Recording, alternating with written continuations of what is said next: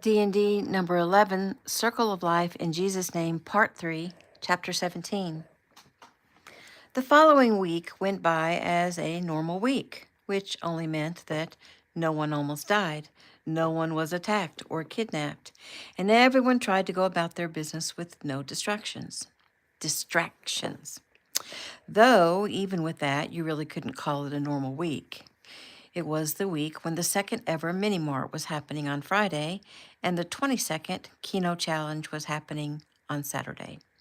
It was also the week when the young lady responsible for fighting off a serial rapist, therefore bringing about his capture, went back to attend her classes, a notable security agent at her side. Agent Wyatt walked her into her classes, got her settled in her seat, then stood right outside the classroom door during class. He carried her backpack and her purse. He'd asked if she'd rather him push her around in a wheelchair, and that way she could keep her leg elevated, but she thought that walking on the crutches was helping her to stay stronger, so she declined. Jordan continued to stay at the Keno's home, but also stayed in her own room and let young Eric rest and focus on the coming event. She had had a few meltdowns and several more counseling sessions, but that wasn't extraordinary. It was more like par for the course. Young Eric had also had several more counseling sessions to make sure his mind was in the right place for the challenge. Gabe, too, was called to sit in the hot seat a few times to make sure his mind was right. He stayed at the elder Keno's home until after his session on Thursday afternoon, after which he headed to spend the evening with Taylor. He had to be at the arena the next day, hydrated, carved up, and ready to fight.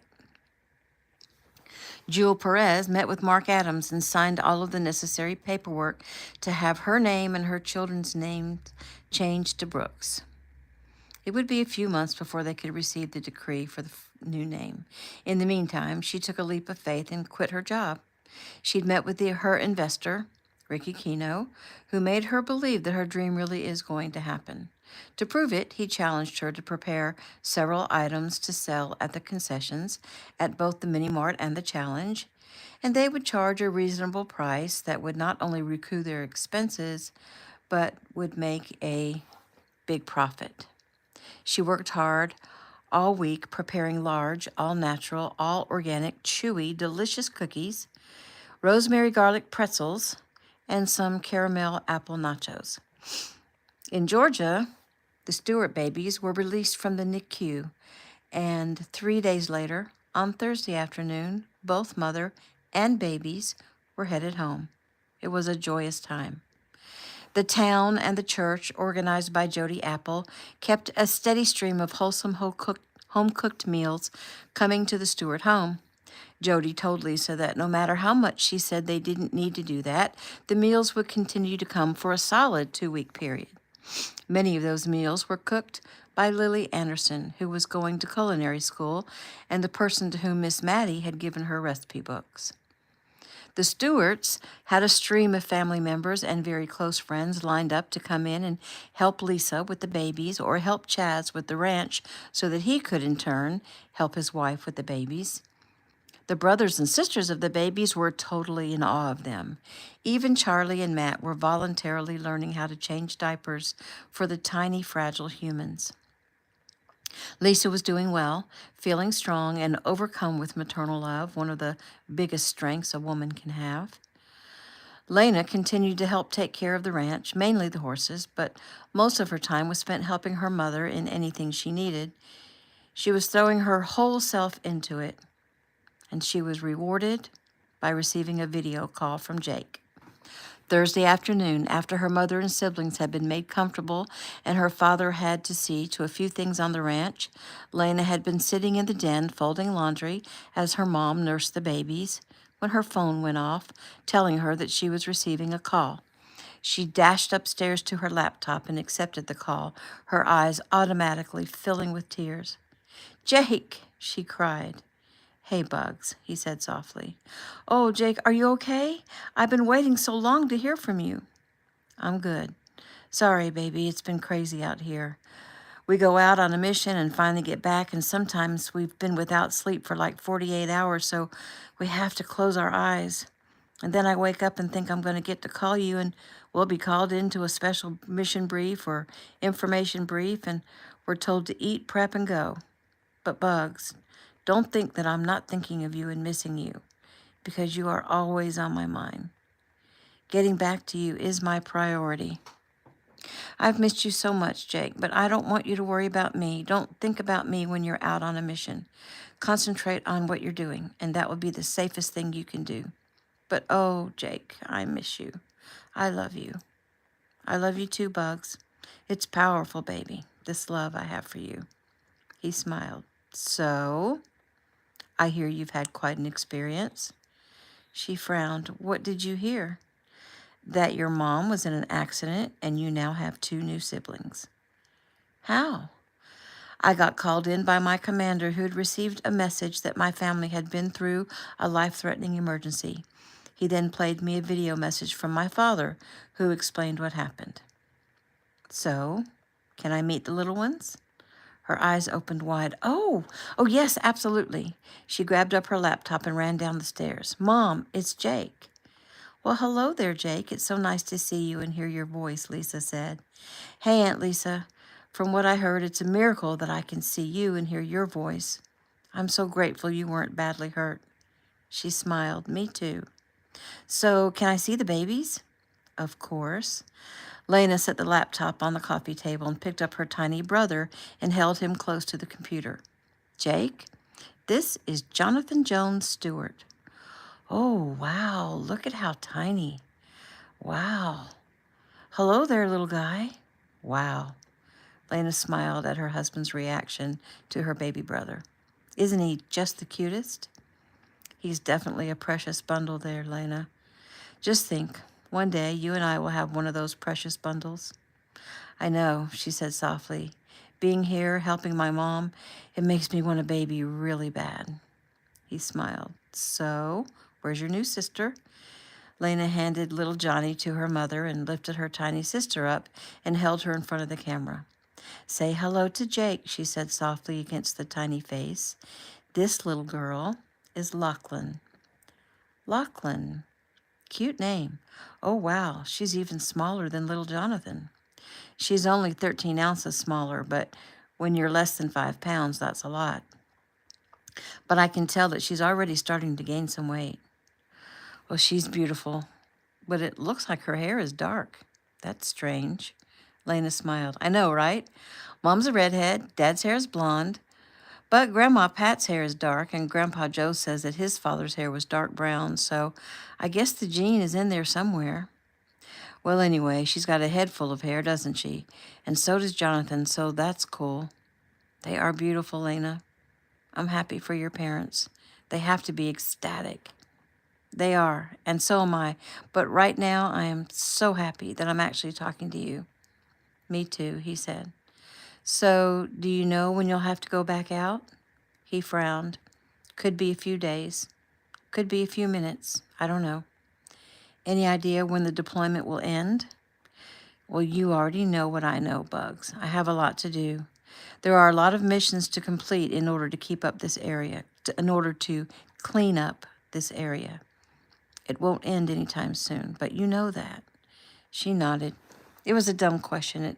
It's just my heart hoping that you might get home sooner than expected. Not a dumb question, babe. Stay strong. Focus on the present. She nodded. I'm trying. So tomorrow, Gabe is fighting in the mini-mart. I'm going to see if I can watch a live stream, but if not, make sure you record it. I will.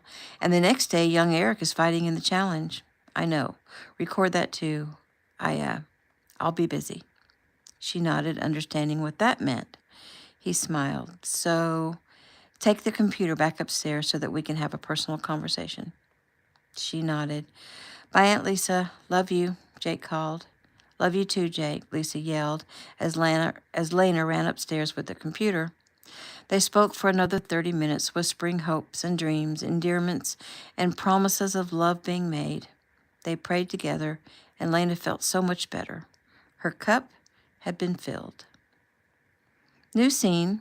It's still Thursday. It's about 5:30 p.m. Rose picked up her phone and glanced at the text. She smiled as she read a message from Jericho.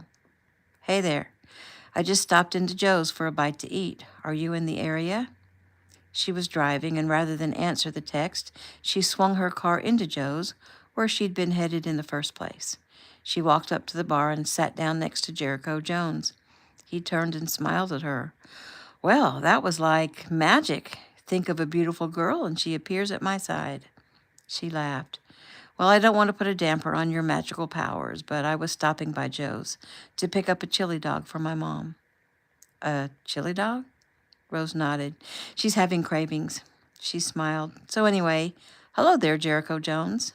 He grinned. Hello yourself, Rose. Josh Turner walked up. Hey, Rosie, your order will be ready in about 5, he said. Thanks, Mr. Turner, she said sweetly. Would you like to order now? Josh asked Jericho. Jericho looked at Rose. You have time to share a meal with me? Rose shook her head. Sorry, I really don't. I have to get the order from my mom because she's waiting. Then I have to go by the Stewarts and see what they need and, of course, meet the babies.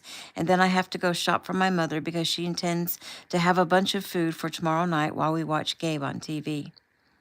Jericho nodded and looked at Josh. I'll have a burger and some chili cheese fries and another one of these, he said, lifting his beer. She smiled. Jericho, would you think it's too forward of me to invite you to the house to watch Gabe fight tomorrow? He smiled and took a moment to gaze at her lovely face. I'm pretty sure that there's nothing you could do or say that I would consider to be too forward. She snickered at that because she was pretty sure there was.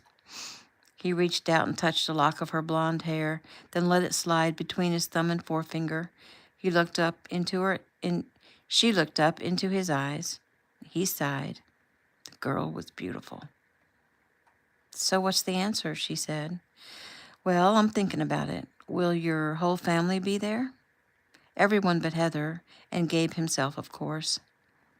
Who's Heather? She smiled. My older sister. You have another sister? She nodded. Is she a twin too? Nope. How much older is she? 1 year. So that means there are 5 girls, all within 3 years. Right, very good, he chuckled. And then Gabe, and then Iris, and soon to be another set of twins. Correct. 9 kids. Right. Wow. And when is your mom due? Not until the second week of December, if she makes it full term, but she may not. He nodded. Well, are you coming or not? Or are you trying to avoid answering me? He smiled. No, I'm not trying to avoid it. I'm just concerned. Violet will be there, which will probably mean CJ will be there. Is that right? She nodded. Yes. So, big deal. He sighed. Well, I don't want to upset the apple cart. It's obvious that CJ doesn't want to be around me. Well, I don't mind upsetting the apple cart. As a matter of fact, I love upsetting the apple cart. He chuckled. I bet. But when the apple cart gets upset, some apples could get bruised. She grinned. Well, then we bake us up some apple pie. He nodded and sighed. Okay. Well, then, I guess I'll accept your invitation, and whatever will be, will be. Awesome. She looked him over. He was very handsome in a rugged sort of way. Strong, athletic, strong jaw, pretty smile. So, she began, tell me, why doesn't CJ want to be around you? Well, something happened a long time ago, and like I said, if CJ wanted you to know, he would have told you already. What did you do to him? I didn't do anything to him. I love him like a brother. But apparently he doesn't feel the same way. And I'd like to talk to him and clear the air, but I'm not sure what's going through his head. So you knew each other when? We grew up together in the same neighborhood, up in Rome. We were neighbors. We were best friends. When did you lose touch with each other? Right after high school, he sighed. And you haven't heard from him since? He shook his head. I had no idea where he went. I figured if he didn't want to be found, I wouldn't look, though I did try to find him a couple of times. She looked him over. Is this Painful for you to talk about? Yeah, I mean, a little. Okay, I'll shut up. Josh put a brown bag on the counter in front of Rose. There you go, Rose. Go Team Gabe, he said. Absolutely, Rose agreed with a laugh. She looked over at Jericho and noticed something. She reached out and touched his arm right where his sleeve ended, just above the elbow.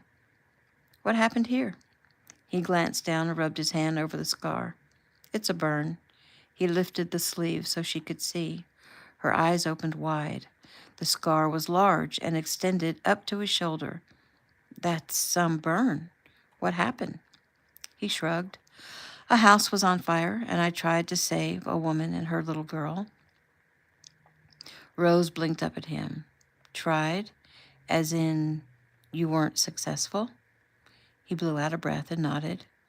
Rose sat silently a moment. She realized this was a traumatic event in his life and decided to save her questions for another time. She sighed. I'm sorry. He nodded. She smiled. So, I'll see you tomorrow evening. Come for dinner. We'll eat about 6. He smiled. I'll see you then. Take care, Rose Rose. He watched her go. The pull was strong. New scene. It's still Thursday evening, November 7th. Now we're across the country at the South Keno Estate, Crystal Cove, California. After dinner, Gabe had a short session with Grandmaster Keno, the younger one. It was funny to Gabe because Ricky Keno was so much like his father that Gabe could almost forget that they were two different people. Like the elder Grandmaster Keno, Ricky's spirit was strong, powerful, calm, loving, compassionate. The only difference was the fact that Ricky Keno was Taylor's father, making Gabe a little bit more reserved around him. When Gabe was excused from the counseling session, he went in search of Taylor. He had a feeling where she'd be, and when he looked out on the back deck, he saw her. She was sitting on the steps that lead out to the beach. He smiled. That's where she'd been last spring at her grandfather's house, the evening before the mini-mart. He was about to do the same thing he'd done then. He went outside and walked down a few steps past her and turned. She stood and smiled at him, and he smiled back. I don't have a lot of time before I have to be in bed, so I'd better say this fast, he said, repeating what he'd said last spring. She giggled. May I have a kiss for luck? She moved forward, put her arms up around his neck. He lowered his head and kissed her deeply. He lifted her, and she wrapped her legs around his waist. His testosterone surged. After several long kisses, he pulled back, staring into her eyes. What are you thinking about? Taylor asked. He sighed. I'm thinking of making sure I take this feeling, this power that I feel right now, and use it tomorrow. I'm not sure you'd understand what I'm talking about. She laughed. You're talking about using your sex drive to fight better. He chuckled. Sometimes you seem so innocent, and sometimes you seem very knowledgeable. Well, I've been training in the martial arts since I was a tiny kid, and there's certain things I know, though I don't actually remember when I learned them, but I know I've overheard my mom and dad talk about it, my brother too. So, Gabe Tanner, you focus on whatever you need to focus on, and you fight hard tomorrow. I will. I can't let your family down, since this time I'm representing them against a different style altogether. Well, it doesn't matter, win or lose, as long as you give it your all, you won't let them down. He laughed. Yep, you are a Keno. What's your schedule tomorrow? Well, I can sleep until I wake up. I can eat a good carb breakfast. I'm going to watch some films of my opponent, get some instruction, and eat a light lunch. And I think we're leaving the house by 2. She ran her hands over his chest. Just so you know, Gabe, I'm proud of you. I'm proud to be your girlfriend. I'm grateful to be loved by you, and I have complete faith in you. He cupped her face. Thanks, Tay. He gave her a soft kiss. She smiled sweetly. You're welcome. Now, go inside and get some rest. Well, I won't be able to rest if you're not inside, too. She nodded and held out her hand. Then let's go. New scene. In the den, Bree, Ricky, young Eric, Jordan, Desi, and Alec sat around talking about Gabe's tournament.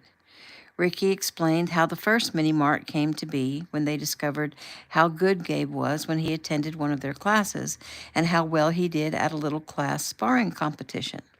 And they thought it would merely be fun, a little entertainment while Gabe was in town. But it turned out to be immensely popular.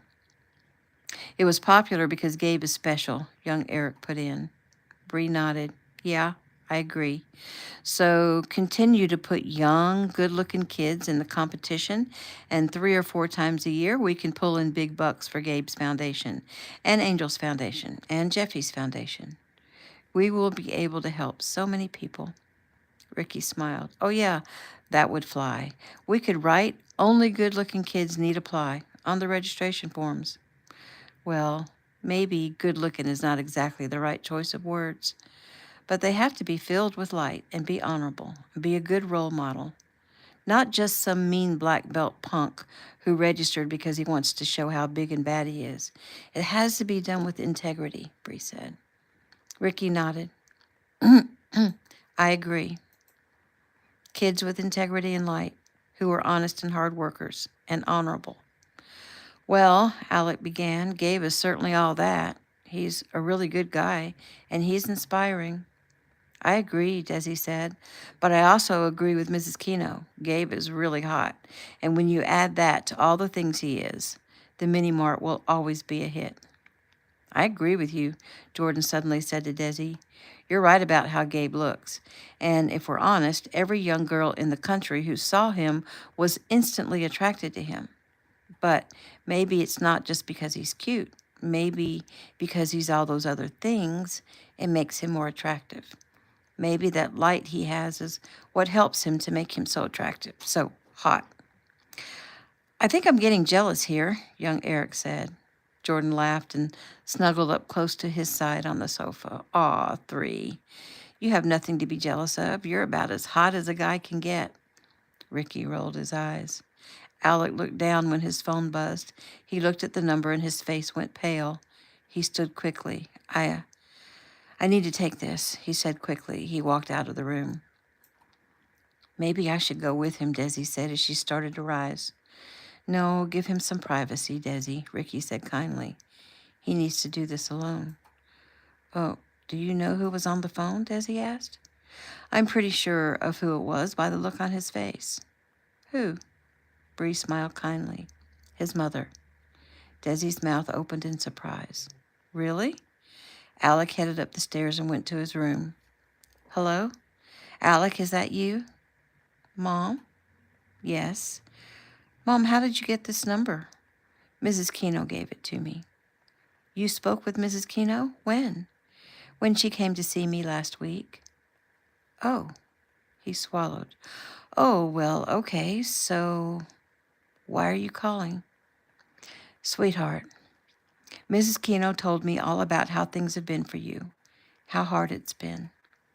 Well, I'm okay now, so you don't have to worry. I know you're okay now, thanks to the Kenos. They seem like really nice people. They're the best. Well, not only did Mrs. Keno tell me about you, she told me about me. I don't think I understand. She pointed out to me how wrong I've been and how I should have helped you and Desi. He sighed. Okay. He wasn't sure what to say about that. The thing is, Alec, she was absolutely right. I was so worried about your future, I forgot about being a decent human being. I thought somehow Desi would be okay. Her parents would deal with her, and you could go to school and make something of yourself. I thought if I was hard enough and tough enough on you, that you would capitulate, but you didn't. And I still won't, he said firmly. I understand that. I really do. I mean, that much is obvious. You are going to stick to your guns, and you're going to stay with Desi and be a father to your child. But the reason for this phone call is to not only tell you that I understand that, but to apologize. I made a mistake. Mistakes, plural. Huge mistakes. And I'm sorry, Alec. I'm really sorry. And I don't know if you can forgive me, and I don't blame you if you can't. And I understand that too. I also don't know how I can make this up to you. She stopped talking for a moment, and when he didn't say anything, she went on. I'd like to try to make it up to you, though. I know I hurt you. And Desi. You really did, Mom. She sniffed. I know that now. I'm so sorry. I keep remembering all the time you and I spent together, doing your homework together, playing catch in the backyard together, celebrating Christmas together, just the two of us. I did the best I could without your father, and I was so proud of you. You didn't let not having a father you didn't let not having a father around hold you back. You studied hard, you were bright and had so many friends. I mean, senior class president, that's a big deal. And when you achieved that, I knew that meant you were going to go far in life. And some of that was because you learned how to adjust and how to handle people. But I didn't learn that. I didn't learn how to adjust. And when your circumstances changed, when Desi got pregnant, all I could think about was everything you worked for was going to go down the drain. Well, Desi didn't just get pregnant, Mom. I got her pregnant. I'm sorry for that. I messed up. I know that. We didn't plan it. It was prom night, and it was only the one time. But it happened, and I panicked, and I didn't know what to do. But all I knew was I was not going to abandon her and her child like my father abandoned you and me. I don't know if Dad loved you, but I do know that I love Desi. I love her, and I'm going to marry her.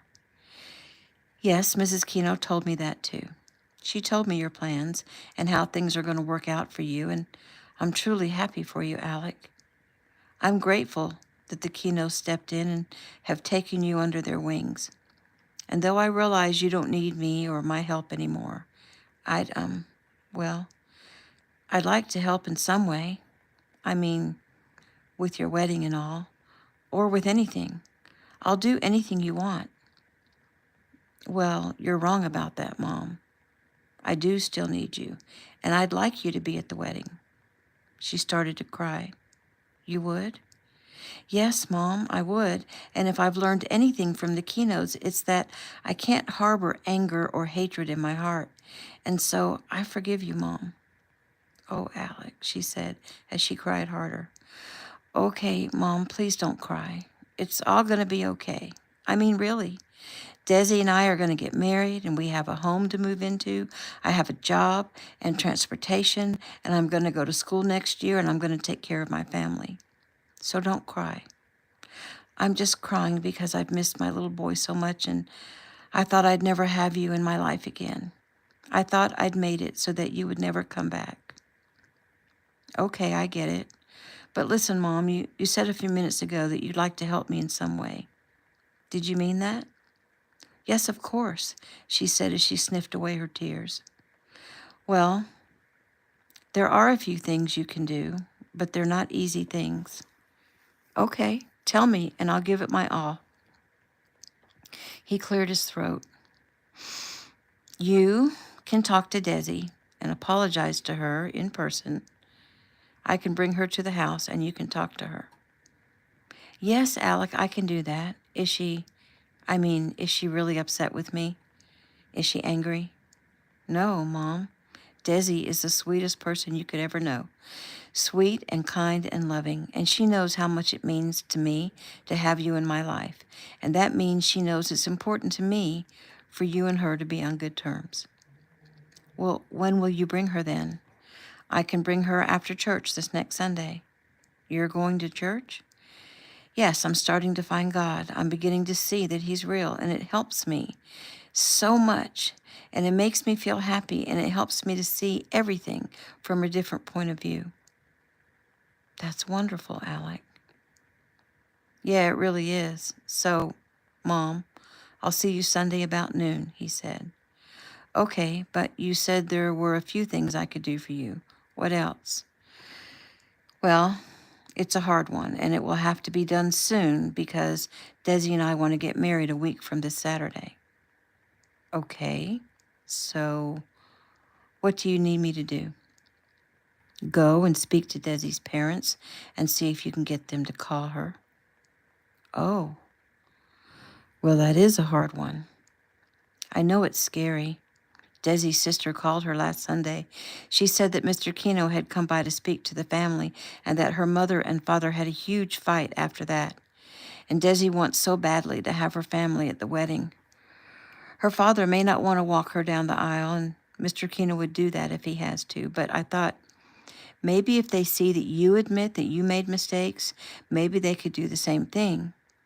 From what her sister says, it's Mr. Copeland that's being so stubborn.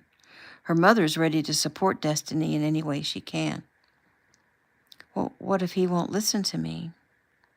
Well, then at least we can say we tried.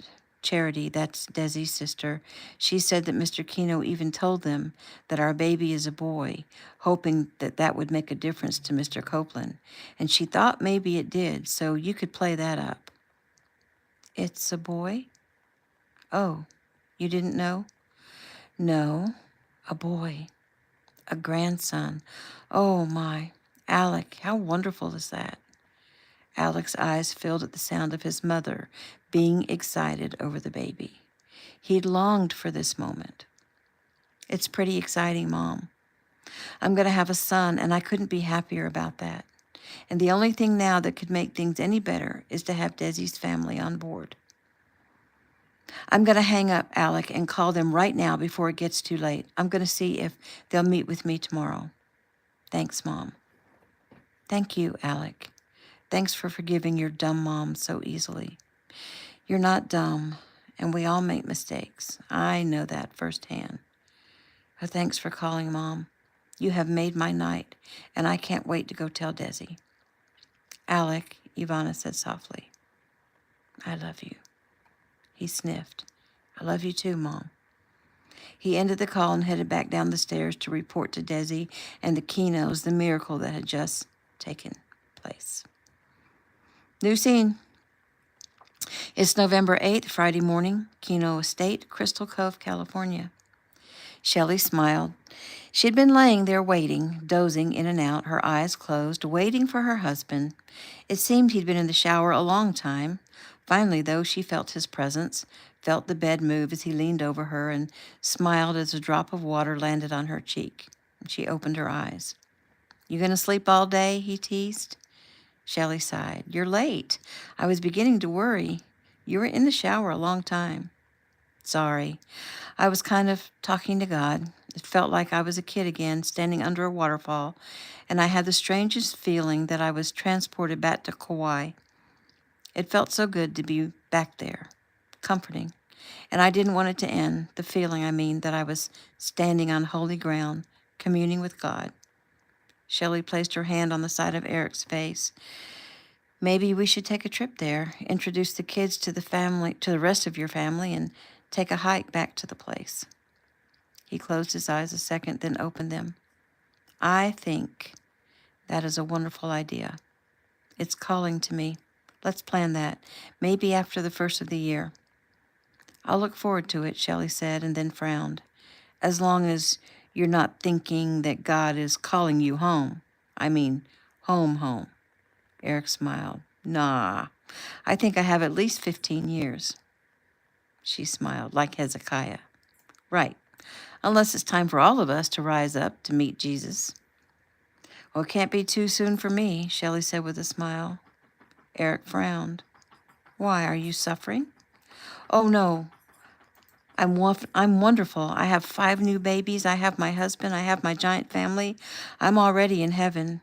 I just don't want to be like Lot's wife, looking back at my earthly life and longing for the things here, when being present with God is where I want to be with my loved ones.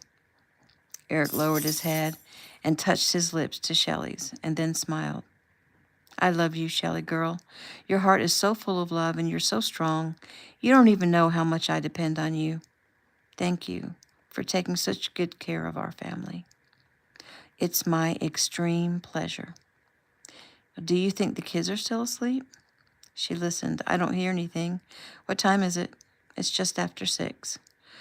Well, they won't be up for at least another 30 minutes or so. Why? Because I'm about to make love to my wife. What do you think about that? Again, it's my extreme pleasure. And that is the end of chapter 17.